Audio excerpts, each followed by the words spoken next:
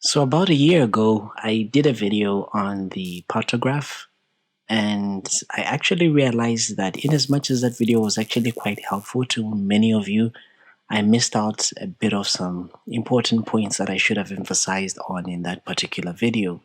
So that's why I decided to actually give you guys this detailed review of the Partograph. If you haven't yet subscribed to the channel, hit the subscribe button, hit the bell notification icon to be receiving notifications of such amazing content every time I post. Grab a piece of paper, grab your pen, and let's go.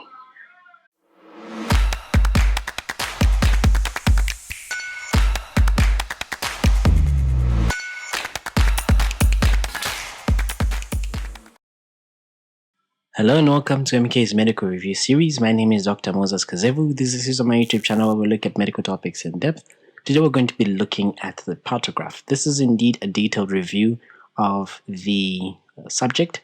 If you haven't yet subscribed to the channel, like I said, what are you waiting for? Hit the subscribe button. Drop a comment in the comment section below to show some support and hit the like button on your way out.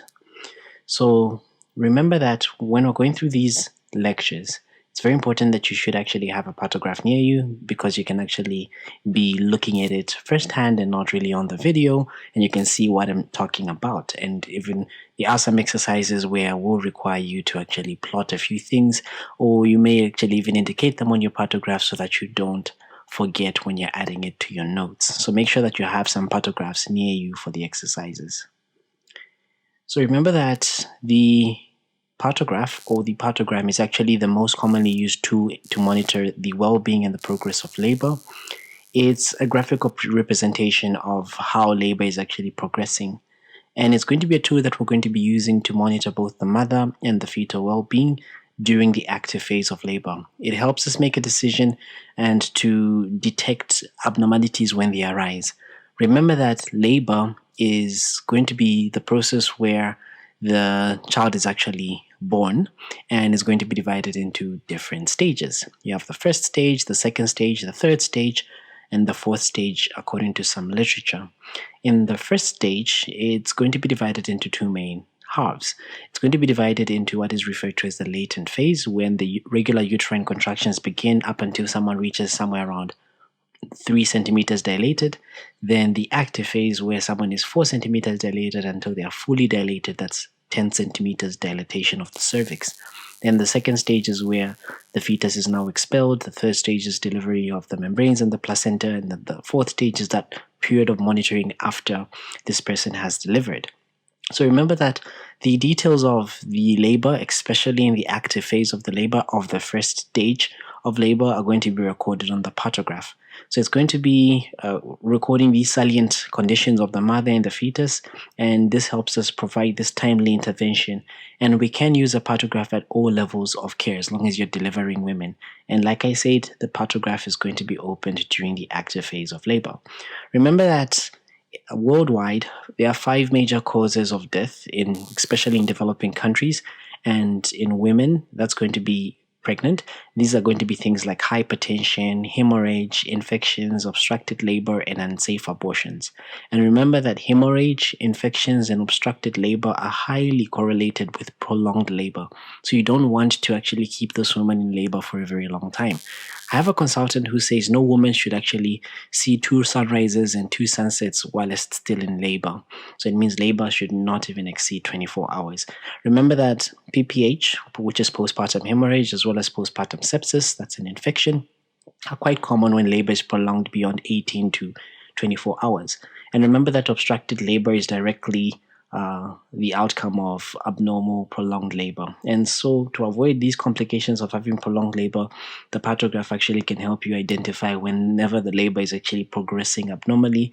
And remember that prolonged labor has a higher chance of it becoming obstructed.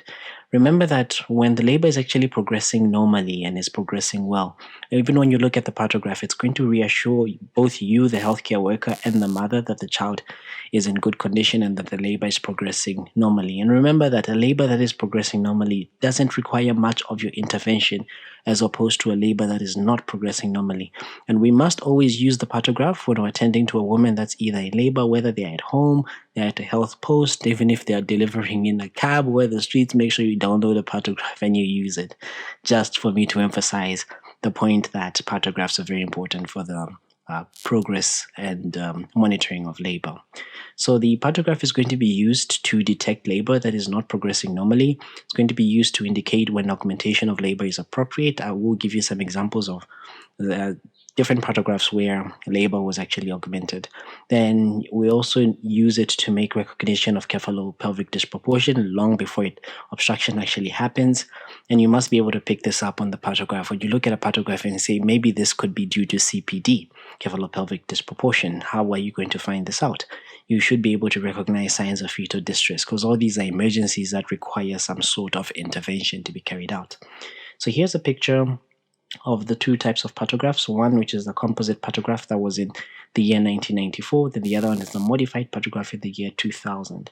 Now, the main difference between these two types of Partographs is that this Partograph on the left consists of the latent phase. So way back when we were using these older Partographs, they had the latent phase of labor. But now these Partographs are not going to be having the latent phase of labor, and they're just going to be having the active phase of labor. So they are only opened when the woman is at least 4 centimeters dilated. So it's only plotted when the woman is 4 centimeters dilated. Now, the Partographs that we use in our setting here are a bit different. And there's only one slight difference. The slight difference as there is going to be this section for the demographics. But here is an example of a Partograph of a woman that was in labor. Of course, I've blurred out the name and the surname so that you don't identify this person for the purpose of privacy and confidentiality. And this is just the different sections of the Partograph and the ones that we use in our facility. Of course, I zoomed in into each of these, and we will look at the description of each of the sections so that you have a good understanding of how the Partograph works and how to record on the Partograph. So remember that this Partograph should be started only when the woman is in the active phase of labor, so when they're at least 4 centimeters or more dilated, and they must have at least one or more contractions every 10 minutes, each lasting 20 seconds or more. So these are the two prerequisites that you are sure that, okay, this woman is in established labor, we can open the Partograph. Because there are some instances where women can be coming in early stages of labor where you think that they're in labor, or maybe perhaps could be a UTI, which can mimic features of labor. You open your Partograph and you realize that this woman is not progressing. You re-examine her and you realize she's actually not even in labor. So to avoid this, make sure that you open the Partograph when a woman is 4 centimeters dilated and they have contractions that must be at least one or more in 10 minutes, each lasting 20 seconds or more. So the Partograph is going to consist of three main areas. They are what are known as maternal demographics, or what I like to call the identification section. They are maternal indicators, which are going to be consisting of the vital signs of the mother, the heart rate, the blood pressure, the temperature, the time of spontaneous or artificial rupture of membranes, the uterine contractions, the number of contractions every 10 minutes and the duration of the contractions, and the cervical dilatation, the urine output and urinalysis findings, any drugs that are administered like oxytocin, antibiotics, IV fluids. You could also have a fetal indicators. That's going to be the descent of the head, the fetal heart rate, the amniotic fluid, which is going to be the color, the odor, the quantity, as well as the descent of the fetal head, as well as molding. So I did divide this lecture into two main halves. So the first half is just the description of each of the parts of the Partograph so that you understand what is recorded where. Then the last part is going to be talking about how to actually plot on the Partograph. So again, here is the previous Partographs. That's the only difference that was there is this section here where you have the maternal identification section or the demographic section. The rest of the Partograph below here is the same, regardless of whichever one you're using. So we'll begin with the descriptions by looking at the demographic section. So remember, this is going to be including the surname, the forename, the other name of the patient, the age of the mother, the date, the gravidity. Remember, gravidity is the number of times a person has been pregnant regardless of the outcome. Then parity is the number of pregnancies that have been carried past the age of viability regardless of the outcome. Then the last menstrual period, the first date of the last menstrual period, the gestational age in weeks, the hospital phone number, the date and time when you first attended to her for the delivery, when she was admitted, of course, the duration of labor, the time and the date when the fetal membranes ruptured, that's in essence when the waters broke, and the facility where you're actually seeing this woman from. So here's a small section at the top. I've added the ones that we find mostly in our new antenatal books at our facility. So here we have the surname, you enter the surname there. The full name, you enter it there. The other name of the patient, if they have 3 names, you can enter it there. This woman was 30 years old. You can enter the date. So this person who was entering this Partograph did not completely fill it because they didn't add the date when this woman was actually admitted. The parity, so this woman hasn't carried any pregnancy past the age of viability.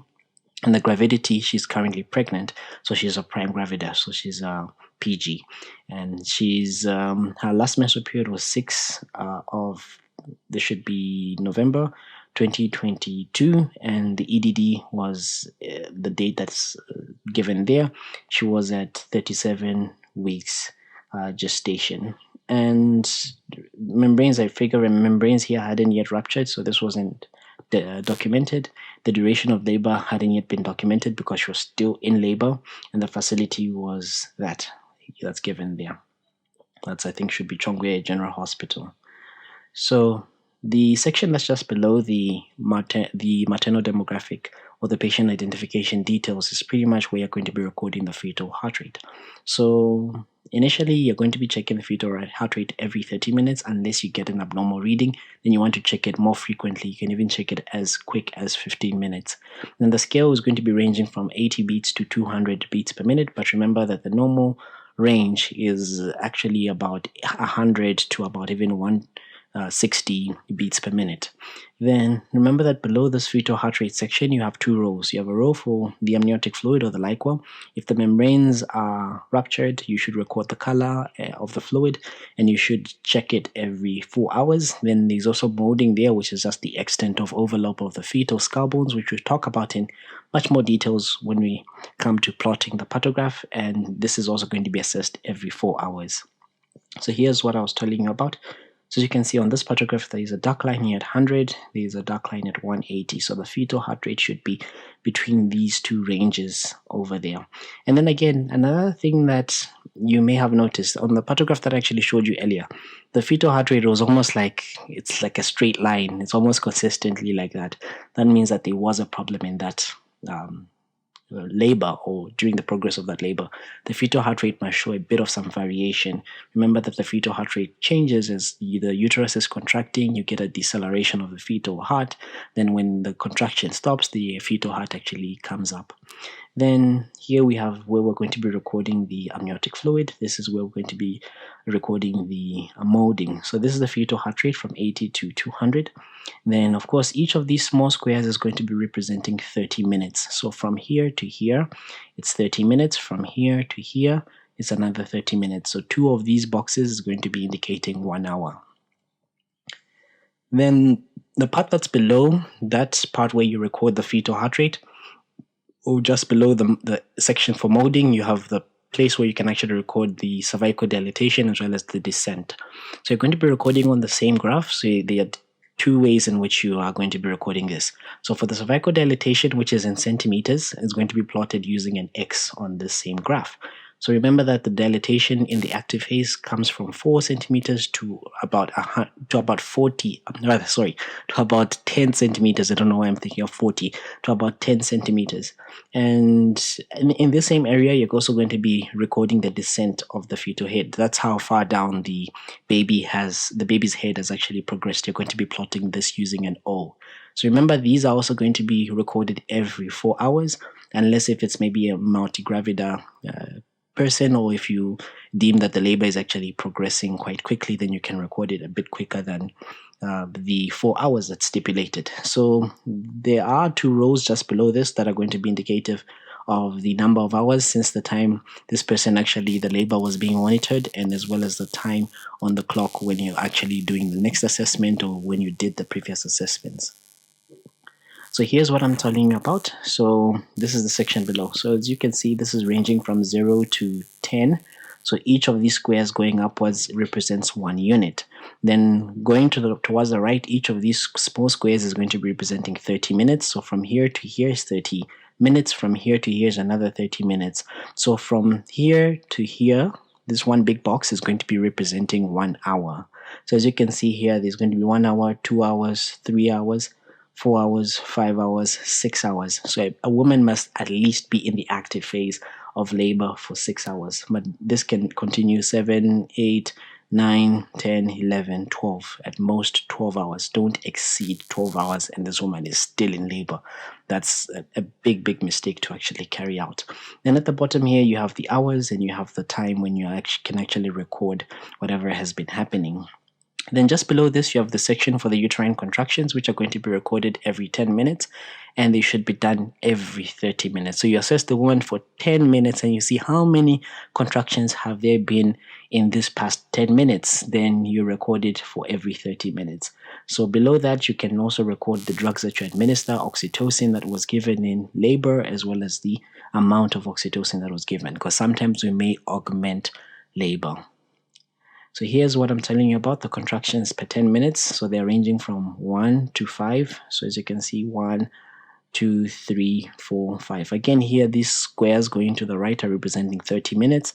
The bigger boxes are representing 1 hour. Same thing with the oxytocin, which you're going to be giving in units per liter and drops per minute. I did a video on oxytocin calculations and everything. I will leave it tagged at the end of this video. If you don't understand that, you head over and watch that video. It's a very good self-explanatory video. So the next part is going to be for the drugs that are given and any IV fluids that are given to the mother. So this section here at the bottom, any drugs or IV fluids that are given are going to be recorded in that section over here. Again, this one is representing hours. So here there are no 30 minutes. This is going to be representing hours for the drugs and the IV fluids. So just at the bottom of the Partograph, below where you're recording the drugs, you're going to have the maternal vitals. We're going to be recording the pulse, the blood pressure on the same chart. Again, this one is ranging from 60 to 180. And then below that, you're going to be recording the mother's temperature. And at the very bottom, you're going to be recording the characteristic of the mother's urine, any proteins in the urine, any ketones or acetone in the urine, and the urine volume. So here's an image. Again, this section here is for the maternal vitals, for the BP and the pulse. This section here is for the temperature. So as you can see, the temperature, again, these are hours. The bigger boxes are hours. The smaller boxes are 30 minutes. Then the proteins, the acetone, the volume. So that's like an overview of the entire Partograph. Then one thing that I forgot to talk about is on the section where there's the cervical dilatation and the descent, you have two lines that are running diagonally and parallel to each other. The first line is known as the alert line, and the second line is known as the action line. So remember that these two diagonal lines are going to be pretty much judging how well your labor is progressing. So the alert line is going to be starting at 4 centimeters dilatation, and it's going to be traveling diagonally upwards to a point where you're going to reach a 10 centimeter dilatation. The assumption that this makes is that a woman that's in labor will dilate at least 1 centimeter per hour. So if the dilatation is less than 1 centimeter per hour, it's going to be deemed as inadequate. So the action line is going to be parallel to the alert line. It's going to be 4 hours to the right of the alert line. And then these two lines, like I said, are designed to warn you to intervene, to do something. If you're in a facility where you don't have C-section facilities, you don't have oxytocin, you can't adequately monitor this woman, this is the time for you to actually refer the patient. So these are the two lines. So here we have the alert line, as you can see, starting from 4 centimeters to 10 centimeters. And here you have the action line, which is 4 hours later from the alert line. So you should actually refer women to a health facility or hospital if the recordings of the cervical dilatation cross over the alert line. This, like I said, is going to be indicating that the labor is progressing too slowly. And if the mother is at a hospital already, then you should remain vigilant. If membranes haven't ruptured, there's no contraindication to rupture of membranes, rupture those membranes. And you should monitor the labor even much more closely and make a decision by the time the woman reaches the action line. So once the person is at the action line, a decision has to be made. So remember that a labor that is progressing normally will progress at least 1 centimeter per hour, cervical dilatation, once the person actually enters into the active phase of labor. So unless you detect any abnormality in the maternal or fetal status, then you should check the fetal heart rate every 30 minutes. And you should count them for a full minute. And then you should check the uterine contractions every 10 minutes for every 30 minutes. So remember, when you're doing your digital examination, you're going to be assessing for a few things. The first time that you do your digital examination on this patient, you're going to be assessing the extent of the cervical effacement and the cervical dilatation. You're going to be looking at the presenting part. You're going to be looking at the status of the fetal membranes, whether they are intact or the membranes are ruptured. You're going to be looking at the amniotic fluid, the color of the amniotic fluid, the presence of any meconium in the amniotic fluid. And remember that the relative size of the mother's pelvis can be checked if the brim is actually wide enough for the baby to pass through. So you can perform some clinical pelvimetry to assess whether there is going to be adequacy of the pelvis and the mother can deliver vaginally. So remember, every 4 hours, the things that you're going to be checking are things like cervical dilatation, development of any cervical edema. For example, if you examine this woman, initially the cervix was thin, then it has now become thick. It's now become swollen. So if this starts too early, or if the labor is too prolonged with minimal changes in cervical dilatation, this may be a feature that there's a problem in this labor. Then you're also going to be checking the position of the fetus, where you can actually check the sutures and where the sutures are facing, whether this child is in a right occipital anterior position, left occipital anterior position, right occipital posterior position, or left occipital posterior position. You're also going to be checking the fetal descent. You're going to be checking if there's development of any molding or caput, as well as the amniotic fluid color, if the fetal membranes have already ruptured. So always keep in mind that for each and every single woman, you want to use one Partograph for the laboring woman. Never use 2 Partographs. But like I said, on some occasions, you may make a diagnosis of true labor, and then you even start recording the Partograph. Then you realize later on that it was actually false labor, or this woman is not even in labor. And in such a case, you can actually send the woman home, tell her to come back when she's in established labor, or you can tell her to continue her daily activities. If you can have space on your wards, you can even keep her on your wards for a few days. Then when the patient is actually in true labor, they should come in with a new Partograph attached to their file, and you should open a new Partograph and restart the process. Remember that your recordings on the Partograph should be clear, they should be visible, and they should be easy to understand and easy to interpret.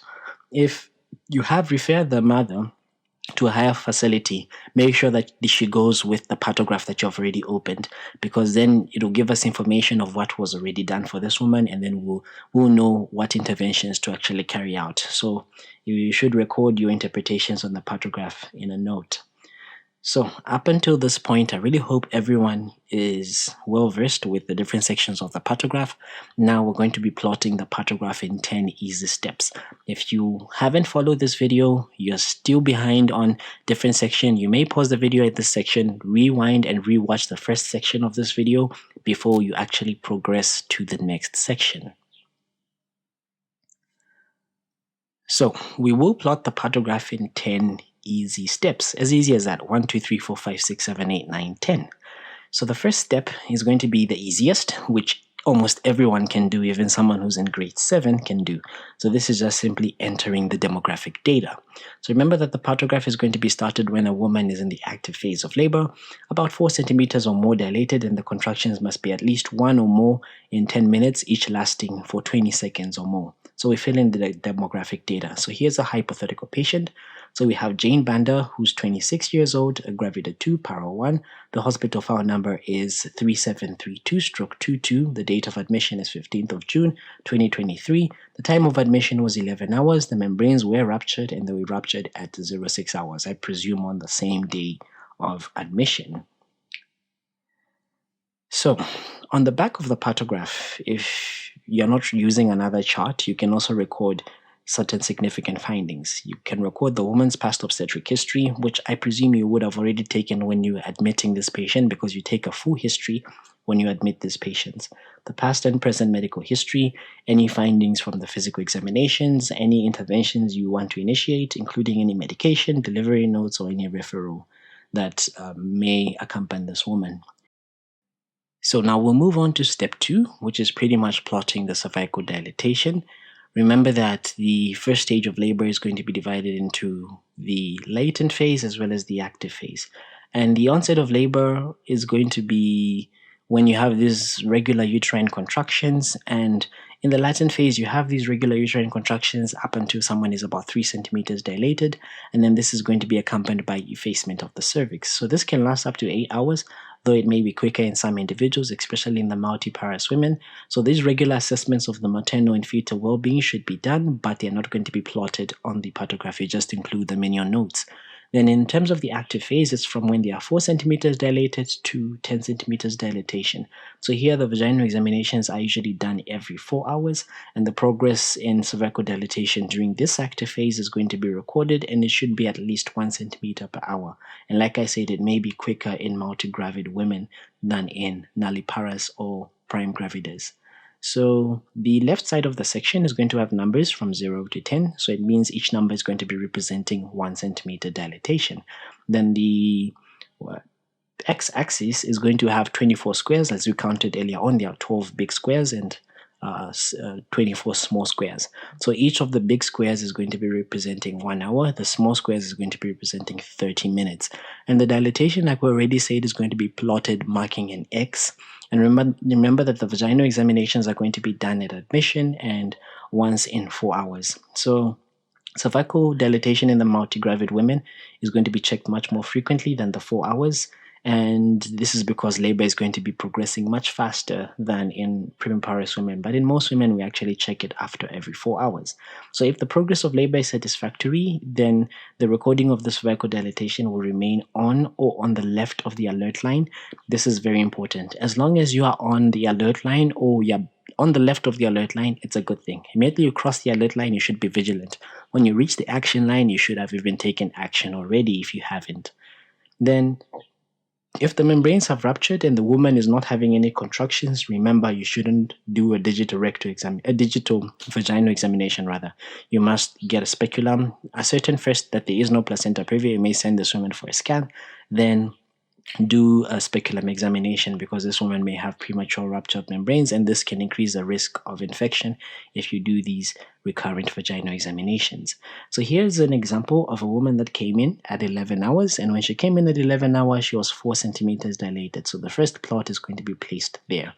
This is when the woman first came in at 11 hours. So this shows assessed 4 hours later, so 1 hour, 2 hours, 3 hours, 4 hours later. So she was assessed 4 hours later and she was 9 centimeters dilated. So this is good. As long as she's on the left side of the alert line or she's on the alert line, this is good because we expect this woman after 4 hours to be at least 8 centimeters dilated or more. And she was 9 centimeters dilated, which is a good progress in terms of her labor. So there is a common error and I want to see if you actually fall for the trap. So remember, if a woman comes to the hospital and she's dilated greater than 4 centimeters, we plot the first mark on the alert line. So here's an example. Suppose a woman comes in around 11 hours and she's 8 centimeters dilated. Where would you plot it on the Partograph? I will give you a few seconds. You can pause the video, plot on the Partograph that you have right now, or visualize where you're going to be plotting it, and your time starts now.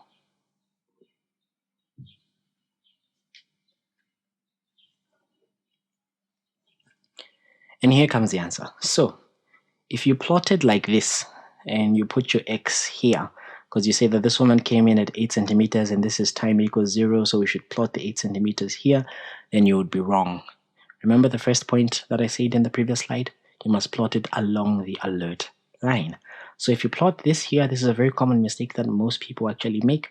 If, let's say, this woman came in at 7 centimeters dilated, they put the first X here, this would be wrong. So the correct thing to do would be to plot it on the alert line. So you're going to be plotting here at 8 centimeters dilated. If they came in at 7 centimeters, you simply trace this as 7 centimeters there and you plot it there. So that means your time equals 0 begins at this very first plot that you have actually put this at. So it means that for this woman that came in at 8 centimeters dilated at 11 hours, we expect her to be fully dilated in the next 2 hours. If she's not fully dilated in the next 2 hours, then that labor has prolonged and we must intervene. Then all your other plots, because remember that the Partograph is one entire graph, so all your other plots will also be along this same line. It's a straight line. You won't plot anything on the left side of this. Everything will be either on this same line together in line with the first plot that you have plotted, or they will be on the right side. Here's exercise 2. What change in cervical dilatation has been recorded and over what time period? You may pause your video, scream the answer at the screen, write it down on a piece of paper, and here comes the answer. So, again, here, there's a bit of an issue. There's a bit of a problem here, and this Partograph is plotted wrongly. What do I mean? This woman came in at 5 centimeters dilated. So at 5 centimeters, it's either they forgot to check for the descent or they plotted the descent at the wrong aspect. So if this woman came in and was 5 centimeters, of course, this was correct. So it means that our time zero would be at this particular line here. Then if the descent was 3 out of 5, we should plot the descent as 3 out of 5 over here and then progress like that to coincide every time, examining this woman vaginally. So this woman here came in and was about 5 centimeters dilated on the initial assessment.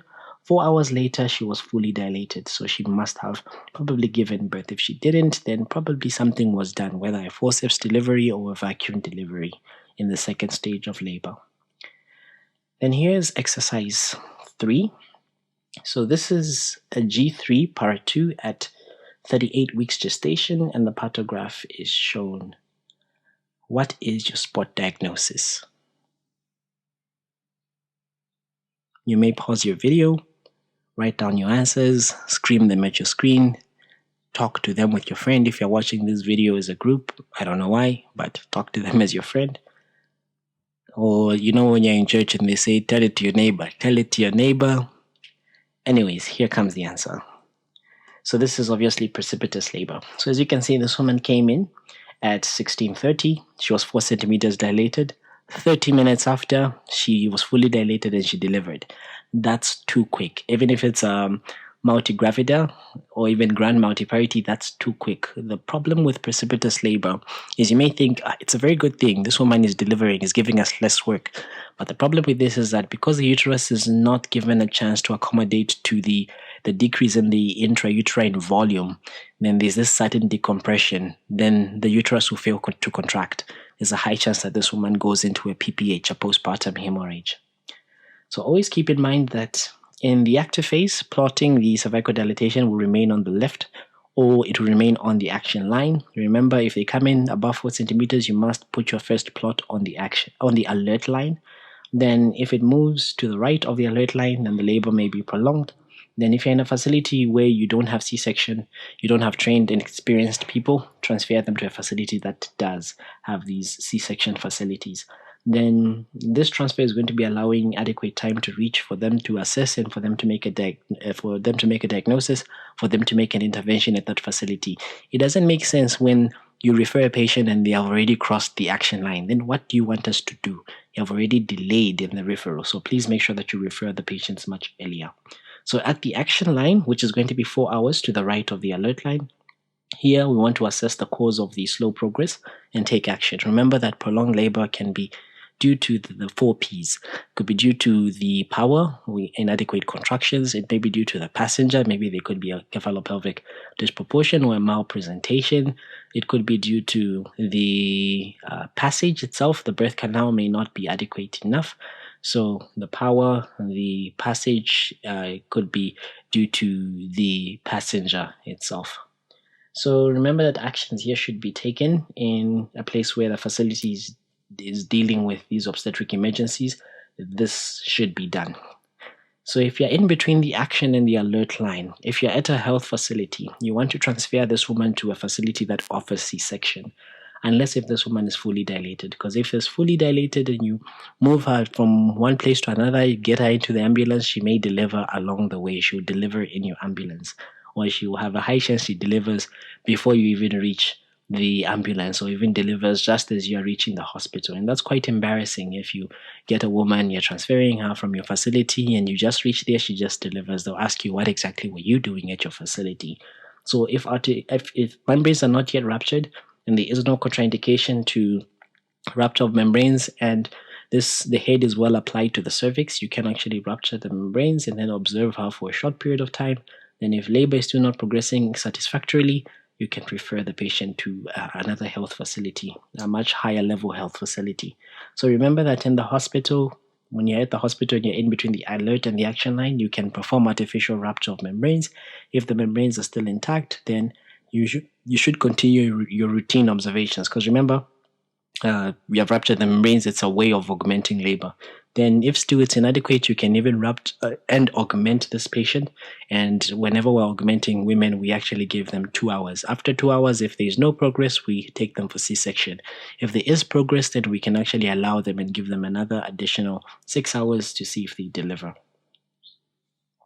So here's another exercise 4. What is your interpretation of this partograph? You may pause the video, write down your answers, scream them at your screen. And here comes the answer. So as you can see, this is a woman that came in at 10 hours, and she came in and was 4 centimeters dilated. When she was assessed, 2 hours later, she was still 4 centimeters dilated. Then she continued to be 4 centimeters dilated roughly up until around 13:30. So at 13:30, she was in between the alert and the action line, so something was done. And what was the event that was done? Artificial rupture of membranes was actually done at this particular point, because there was poor cervical dilatation and also the descent was poor. 5 out of 5, 5 out of 5, 5 out of 5. So they performed artificial rupture of membranes and the liquor was clear. And also of note, as you note, this patient throughout was having these mild contractions, 2 mild contractions in 10 minutes for 30 minutes.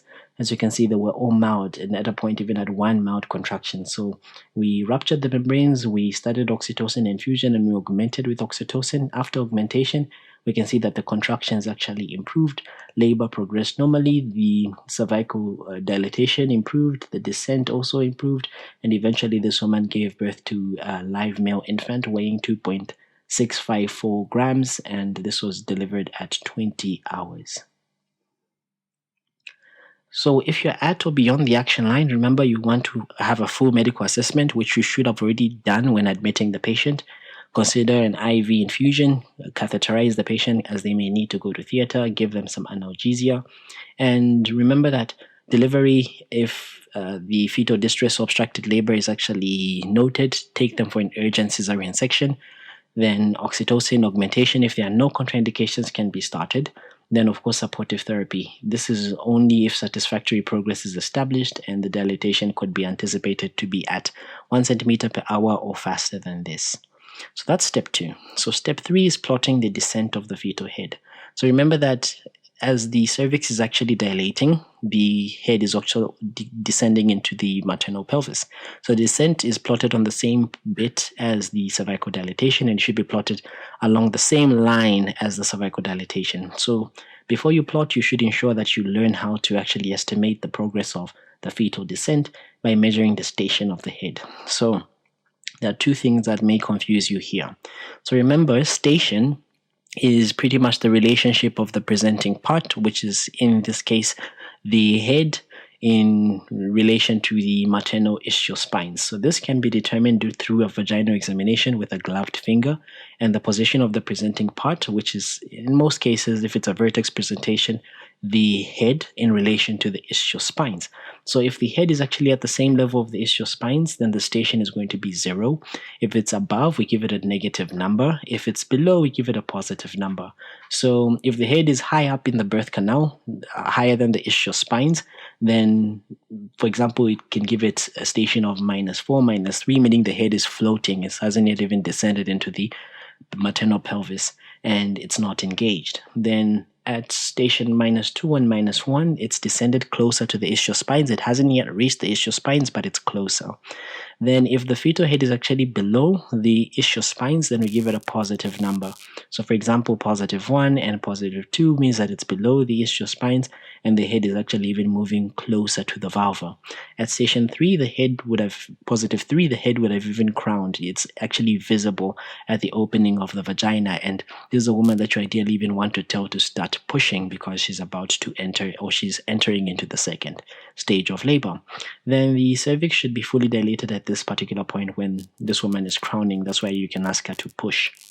Then when the head actually starts crowning at station 3, you may not even have time to record the 0 mark on your partograph. The woman would have already delivered. So again, this is in relation to the fetal head and the ischial spines. So if it's at the level of the ischial spines, it's going to be a station of 0. If it's above, it's a station of -1, -2, -3, -4. If it's below, the station of +1, +2, +3. So this is determined vaginally. And of note, this is not going to be recorded on the Partograph. What you're going to be recorded on the Partograph is what you determine abdominally. Of course, there is a section in the antenatal books on the left side, which I will post, I think should be the last slide in these lectures, which is going to be showing the details where you can actually record the station of the head. So the descent should be assessed vaginally immediately before doing abdominally immediately before doing a vaginal examination. And we can actually use the rule of fifths. So this is in relation to the amount of fingers that are represented by the head above the pelvic brim. So again here, the head is completely above the pelvic brim, 5 out of 5. If the sensiput is high but the occiput is easily felt, 4 out of 5. If the sensiput is easily felt and the occiput can be felt, 3 out of 5. If the sensiput can be felt and the occiput can just be felt, 2 out of 5. If the sensiput can be felt but the occiput can't be felt, 1 out of 5. If you cannot palpate anything above the pelvic brim, 0 out of 5.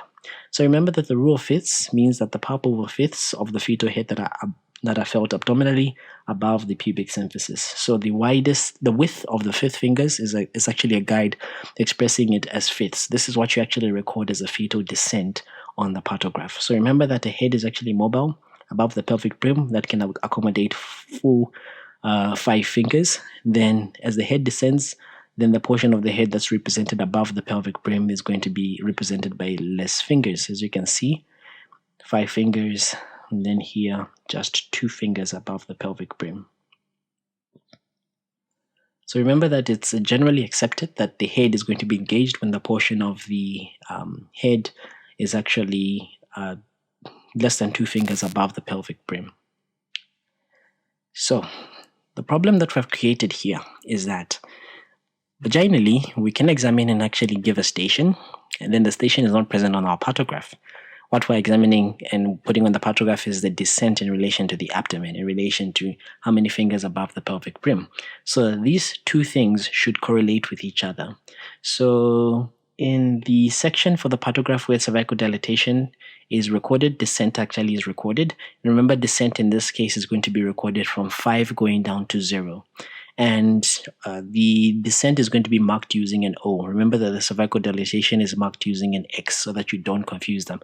There are other Partographs that will give you a different key where some use a triangle with an X or a triangle with an O. So please make sure you read the key very well. So here's a converting table. So someone who's at a station of -4, -3, that corresponds to 5 out of 5 abdominally on the Partograph. Someone with a station of -2 and -1 corresponds to a descent of 4. Then 0 corresponds to 3, 1 plus 1 corresponds to 2, plus 2 corresponds to 1, and plus 3 corresponds to 0, where the head actually is crowning.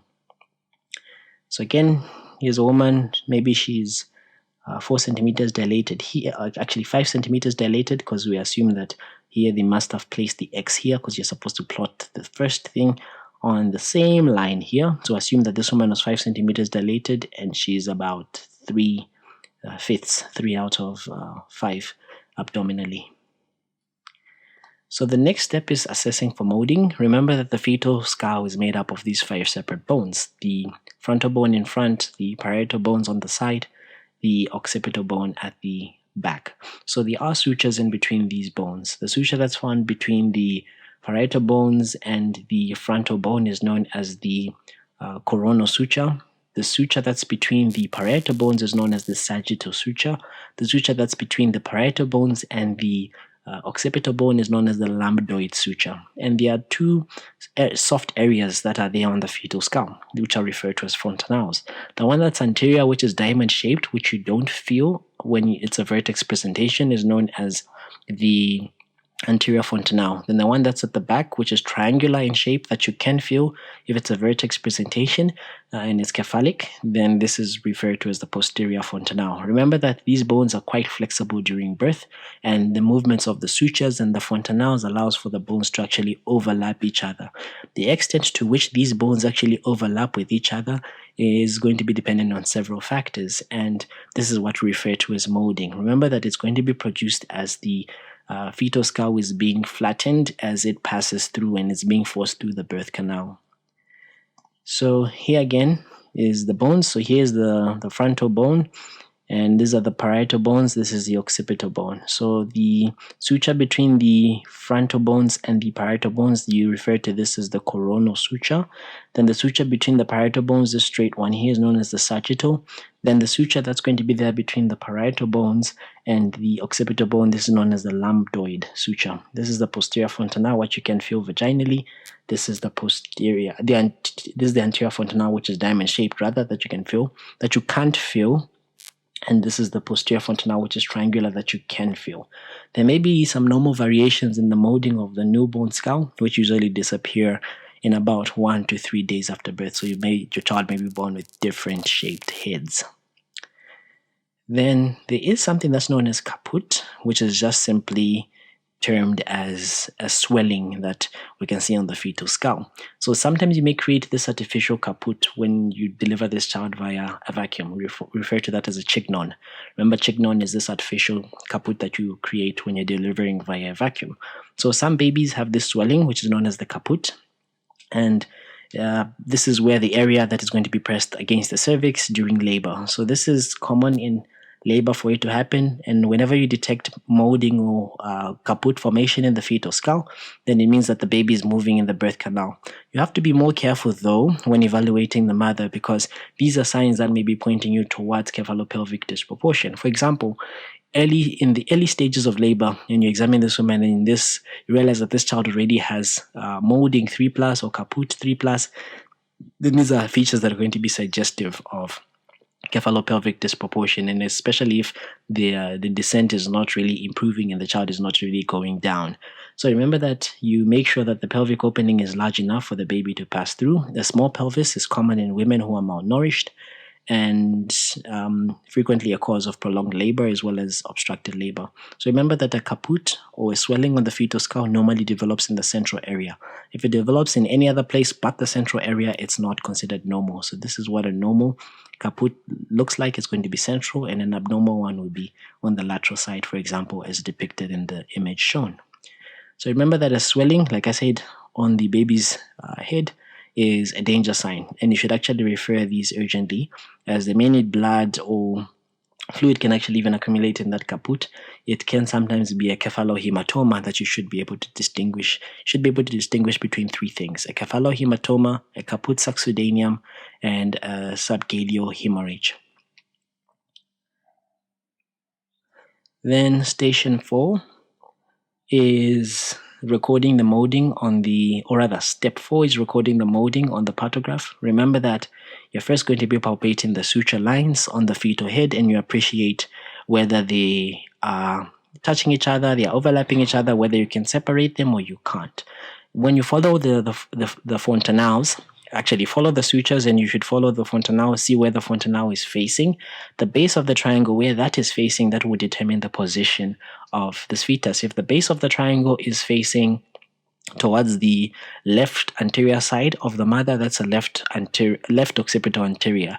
If it's facing the right, that's a right occipital anterior. A nice trick that you can use is actually when you auscultate the fetal heart, you can tell whether this is a left occipital anterior or posterior position, or a right occipital anterior or posterior position, depending on where you are actually putting your fetoscope. I do leave a video tagged at the end on the obstetric examination. Please head over there once you're done with this video. So remember that the skull bones that are most likely to overlap each other are the parietal bones, so they're the ones you're going to feel, and they're joined by the sagittal suture. So there is a grading that's there for molding. So if the sutures are opposed, they're adjacent to each other, they are touching each other, but they're not overlapping, we call that as molding +1.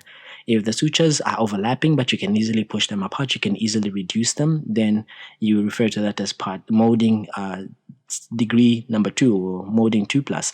If the sutures are overlapping and you can't push them apart or you can't reduce them, we call that as 3+ molding. So remember, if you have 3+ molding with poor progress of labor, it may indicate that this labor is at a high risk of being obstructed, so an urgent referral or an urgent C-section may be needed for this patient. So when you document the degree of molding on the Partograph, we use a scale of 0 to +3. 0 if there's no molding, they're separated, and the bones are not touching each other or they're not overlapping. +1 if they're just touching each other. +2 if they're overlapping but can be separated with a finger. +3 if they're overlapping and they can't really be separated by the pressure of your finger. Remember also that on the Partograph, there is no specific area where you can document if the child has developed any caput. And remember that this part can only be documented when you are looking at the other section on the Partograph on the left side of the book. I do add a picture at the end of this lecture. And remember, just like molding, the degree of caput is going to be graded from 0, +1, +2, +3. And caput is a bit subjective. So what you may feel as a small caput may be large to me, but +1 is small, +3 is a huge caput. You can document the degree of caput either at the back of the Partograph or on the mother's healthcare record if you have it. But like I said, our antenatal books have a section where you can actually record this. So here's an image. As you can see, the molding was 1+ at the beginning, eventually became 2+, eventually became 3+. So here there may have been some form of obstruction here. Then step 5, we're almost halfway there, is plotting the uterine contractions. Remember, these are going to be checked every 30 minutes and they're going to be plotted at the left side hand that is written as contractions per 10 minutes, and the scale is from 1 to 5. So you're going to be recording two things here. You're going to be recording the number, which is the frequency, the number of the contractions that they have per 10 minutes. You're also going to be recording the duration. You measure the seconds to which the contraction is there, not the time when the mother is screaming, because when they're screaming, it may not be a contraction. Actually palpate the uterus and feel it becomes hard and check the time. So on the left, you can actually, on the Partograph, below the time line, there are like 5 blank squares that are going to be there. Each square is going to be representing 1 contraction. So if there are 2 contractions that are felt in 10 minutes, you shade 2 boxes. And remember that the contractions are going to be noted based on the duration. The way you shade is going to be based on the duration. If it's less than 20 seconds, you put dots. If it's between 20 to 40 seconds, you put striped lines. If it's greater than 40 seconds, you shade the entire thing. But of course, there are different keys according to different Partographs. So the ones that are less than 20 seconds represent mild contractions. The ones that are between 20 to 40 seconds represent strong, moderate contractions. The ones that are greater than 40 seconds represent strong contractions. So here's an example. So here we have mild, moderate, which are the striped, and the strong, which are the dark. Step number 6 is plotting the fetal heart rate. So remember that the fetal heart rate is an indicator of the fetal distress. Remember that the normal fetal heart rate at term, at 37 weeks or more, is going to be between 120 to 160 beats per minute. Some people even can actually reach as low as 110. Some people can reach as high as 180. So if the fetal heart rate is counted at a time in labor and is either below 120 or above 160, and it's frequently above these ranges, then it doesn't normalize, then this is a problem. So it's common for the fetal heart rate to actually variate. We call this as baseline variability. Like I said, when the contraction is there, the heart rate should reduce. Then when the contraction stops, the heart rate increases. So these accelerations and decelerations of the heart rate must be with the normal patterns and in relation to the contractions. If they are not, then this is a problem. If the fetal heart rate is persistently the same level or persistently the same amount, then also this is a problem. You must bail this child out. Then remember that you may have fetal distress, which can be seen as one of the things using the heart rate if it's persistently for 10 minutes or more remains below 120 beats per minute. We call this as persistent bradycardia. Or if the fetal heart rate remains for 10 minutes or more above 160, we call this as persistent fetal tachycardia. Remember that the fetus is highly dependent on functioning of the placenta and a good supply of nutrients and oxygen from the maternal circulation. So whenever there is an inadequacy of this maternal blood supply or the placental function, then the fetus would be at risk of asphyxia. and this is going to be manifested as the fetal heartbeat deviating from the normal range. So this is an indication of fetal distress, and remember, fetal distress is an indication for emergency cesarean section. So some of the causes of fetal distress includes hypertensive disorders of pregnancy, maternal anemia, a decrease in maternal blood volume, which is hypovolemia due to blood loss or any body fluid loss through vomiting or diarrhea, maternal hypoxia, which may be due to a maternal heart or lung disease, or even living at a high altitude, and aged placenta in post-dates, oligohydramnios that may be preventing the fetal movements, and umbilical cord compression can be causing umbilical cord compression. It may sometimes be umbilical cord prolapse or entangled cord around the neck, or sometimes even placenta abruption. Then we come now to step 6. We're still at step 6, or rather, we're moving on to step 6, because that was step 5, plotting we're still at step 6. I've been confusing step 5 with plotting the uterine contractions. So step 6 is plotting the fetal heart rate. So we listen to the fetal heart every 30 minutes, and the patient should afterwards be kept in the left lateral position to prevent that inferior vena cava compression syndrome. So we listen just after the contraction has passed in its strongest phase. We listen for a full minute, and if you detect that the fetal heart rate is abnormal, you should not wait for another 30 minutes. Count it as frequent as possible. You can even do it at every 10 to 15 minutes and arrange for referral at the same time if you're at a lower level facility. If you get 3 abnormal observations that are noted, you must take some action. So you record at the top of the Partograph. The fetal heart rate is going to be recorded every 30 minutes in the first stage of labor if every count is normal, and every 5 minutes in the second stage of labor. So remember, the second stage of labor is not indicated on the Partograph, but we must also listen to the heart rate in the second stage of labor every 5 minutes, so that we don't cause a fresh stillbirth. Then, when the heart rate monitoring is done in less than 30 minutes, we use the back of the Partograph to actually record each measurement, and each square is going to be representing 30 minutes. So remember that as you count the fetal heart rate, it should be as frequent as possible for about 10 minutes and decide what to do thereafter. You count every 5 minutes if the amniotic fluid contains this thick green or black, darkish like meconium. You can even put the patient on a continuous tachograph monitoring, a CTG, as you are waiting to take this patient to theater. And whenever the fetal membranes rupture, because there's occasionally compression of the cord, you must listen to the fetal heart. So whenever membranes rupture spontaneously, you should tell your women, please allow us or alert us when the membranes have ruptured, so that you listen to the fetal heart and you do a vaginal examination, because you want to rule out any cord prolapse, you want to rule out any cord compression, you want to rule out any placenta abruption. So here's an example of a fetal heart rate tracing recorded on the Partograph.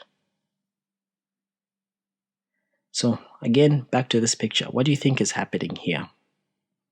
You may pause the video, scream your answers at the screen, write them down, and here comes the answer. So this child is having this persistent bradycardia. As you can see, it has dropped here now.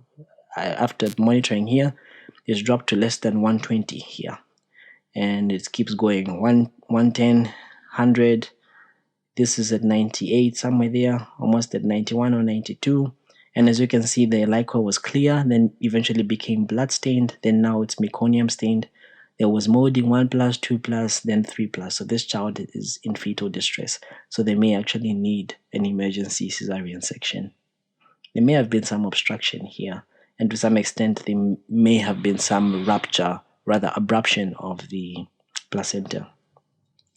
And step 7 is plotting the amniotic fluids. Remember, this is another indicator of fetal distress. If the child was initially had clear liquor and then eventually it becomes meconium stained, then this may be a feature of fetal distress. So lightly stained meconium is not necessarily an indication of fetal distress. We often see patients come into the labor ward and we see that the meconium is stained and we say, no, this child is fetal distress. Remember, meconium in the liquor is not always equal to fetal distress. The pathophysiology of passing meconium is that as the pregnancy is going towards term and even beyond term, the GIT is also fully formed. It becomes functional, and this peristalsis that happens, meconium gets passed. So it's very common to see this with post-term pregnancies. It's very common to see this, especially in those that are in breech. Don't get surprised if it is meconium and the child is in breech. So the observations are going to be made at the end of each vaginal examination, and you should record them on the Partograph. If the membranes are intact, you put an I. If they have ruptured and the membranes are absent, you put an A. If the liquor is clear, you put a C. If it's blood-stained, you put a B. And of course, if there's meconium, you should grade it. M1 if it's lightly stained or old meconium, M2 if it's looking a bit thick, or we can say semi-solid, then M3 if it's thick like pea soup. So remember that if you see M1 in the first stage, in the latent phase of labor, then even with a normal fetal heart rate, you must refer these women. If you see M2 in the early active phase or the active phase of the first stage of labor, even with a normal fetal heart rate, refer this woman. M3 at any point, you have to refer this woman because there's a high chance that this fetus will die. So again, here's showing you that initially this was clear liquor, then eventually became blood-stained, then eventually there was meconium, though they did not grade the meconium. So remember, when the membranes rupture, always listen to the fetal heart and do a vaginal examination to rule out cord compression, cord prolapse, and also to rule out placenta abruption. You will notice that there will be changes in the fetal heart rate. For example, if there was a vasa previa and they keep bleeding when the membranes rupture, then you'll see that the fetal heart rate becomes abnormal. Then you must intervene there and there, do the cesarean section, and save the child. Then step number 8 is plotting the maternal vitals. Remember that during labor, after the thorough initial evaluation, the maternal well-being is going to be followed by checking the blood pressure, the temperature, and the pulse. The pulse is recorded every 30 minutes using the dots. The BP is recorded every 4 hours or even more frequently if, for example, it's a hypertensive patient. And the temperature is recorded every 2 hours or more frequently if it's needed. Here's an example of the same. So here is the BP, 110/70 here, 110 again over 70 still, 110 over 70. So it's roughly the same. And the pulse is checked every 30 minutes. If there are any drugs that were given at this interval, IV fluids, you can record them in this section here. We record the temperature, as we can see there. We do a urinalysis, we check if there's any proteins. Acetone in the urine may indicate maternal exhaustion. Then we also record the volume of the urine in this urine bag if the mother has a urine bag. If the woman is just passing urine normally, just write a PU, which is passing urine. Then we record the urinalysis findings. Like I said, the urine output is recorded every time the urine is passed, and urinalysis is also done, and we record the presence of any proteins or acetone, which are ketones, which may indicate maternal exhaustion. Here's the same image that I showed you much earlier on. So the next step, or the last step, is to counter-check and to fill in the other details. So we cross-check the Partograph to see if we have filled it in correctly and clearly. We record any drugs that are given or IV fluids that were given. Then if you filled it in correctly, you'll be able to recognize abnormal labor very early, and you should be able to take action quite quickly. And then you should also fill in the other details of the vaginal examination on the appropriate section in the antenatal book, the one that I showed you on the right. And this is what the image actually looks like. So it's just a pity that I cropped out the top half of this, but if we can focus here, because all these are just the same.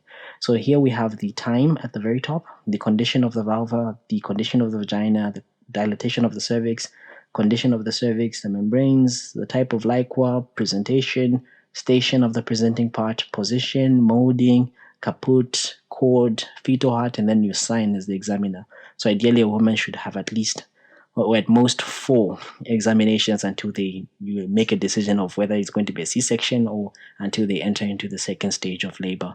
Then these circles that you see on the side here is where you can actually draw the position of the fetus, where you can actually draw the suture lines and the posterior fontanelle to denote whether it's an occipital anterior or occipital posterior position, whether right or left. So if you're filling this in, you put in your time there when you examine the woman. And these findings must correspond to your findings on the Partograph. The condition of the vulva, which is normal, if there are no lacerations or any lesions. The condition of the vagina, if it's warm and moist, you record that it's warm and moist. The dilatation of the cervix, you record in centimeters. The condition of the cervix, whether it's thin or thick. How is it effaced? Is it fully effaced, 50%, less than 50%? We record the membranes, whether they are intact or whether the membranes are absent. You record that they are absent. We record the type of liquor, whether it's clear. If we performed artificial rupture of membranes, we can put a side note here and say ARM done at such and such a time, and the liquor was clear. Then the presentation, which is often the vertex presentation, the station of the presenting part, which is what we determine vaginally. Maybe it's at 0 or -1. Then the molding, if there's any molding, caput, if there's any caput, the cord, if you feel any cord, you should write cord felt. If there's no cord felt, you write no cord felt. The fetal heart rate, you actually count and write the figure here. Then, of course, the examination, the signature of the examiner. So this is what you also fill in, the details of the vaginal examination, concurrently as you are plotting your partograph.